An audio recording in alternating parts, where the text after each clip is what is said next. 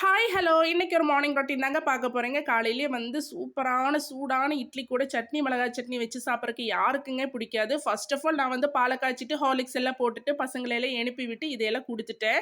அதுக்கப்புறமா all time ஃபேவரேட்டான என்னோட ஒரு கப்பு காஃபியோட வெளியில் நேச்சரை பார்த்து நின்று தான் குடிச்சிட்டு இருக்கேன். அது குடிச்சு முடிச்சதுக்கு அப்புறம் தான் மற்ற வேலையெல்லாம். அதுக்கப்புறமா ஒரு ஃப்ளவர் எல்லாம் எடுத்துட்டு இந்த மாதிரி உருளியில் தண்ணி நிறச்சிட்டு இந்த மாதிரி போட்டு வச்சு எனக்கு நல்ல பாசிட்டிவிட்டி கிடைக்குங்க. அதுக்கப்புறம் ஃப்ரிட்ஜிருந்து வந்து தேங்காய் வெல்லம் எடுத்து வெளியில் வச்சாச்சு. இப்போ ஒரு மிளகாய் சட்னியோட ரெசிபி தான். பூண்டு, வெங்காயம், கருவேப்பிலை, அதே மாதிரி உப்பு, மிளகாத்தூள் இது மட்டும் சேர்த்து சூப்பரான மிளகாய் சட்னி அரைச்சிருந்தேன். சூடான இட்லிக்கு அவ்வளோ சூப்பராக இருக்குங்க. அதுக்கப்புறமா என்னங்க இட்லி தான் சுட போகிறேன். காலையில் வந்து இந்த மாதிரி ஏதாச்சும் நல்ல இட்லி, தோசை, நூல்புட்டு, இடியாப்பம் அந்த மாதிரி எல்லாம் செஞ்சுப்போம். நைட்டுக்கு வந்து என்னதான் டிஃபன் செஞ்சாலும் கேரளாவில் வந்து கொஞ்சமாக கஞ்சி சாப்பிட்றது எல்லாருக்குமே வழக்கம். ஸோ அது மாதிரி இப்போ காலையில் வந்து ஒரே ஒரு டிஃபன் தான், இட்லி மட்டும் தான் செஞ்சுருக்கேன்.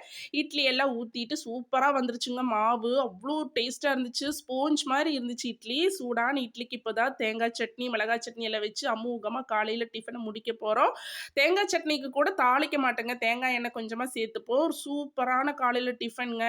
அப்படியே இட்லியை பிச்சுட்டு இந்த தேங்காய் சட்னி, மிளகாய் சட்னி அவ்வளோ ஒரு டேஸ்ட்டாக இருந்துச்சு. உங்களுக்கு எல்லாருக்கும் கேரளா ஃபுட்டு பிடிச்சிருந்தா என்னோட சேனலை சப்ஸ்கிரைப் பண்ணி வச்சுக்கோங்க. Okay bye.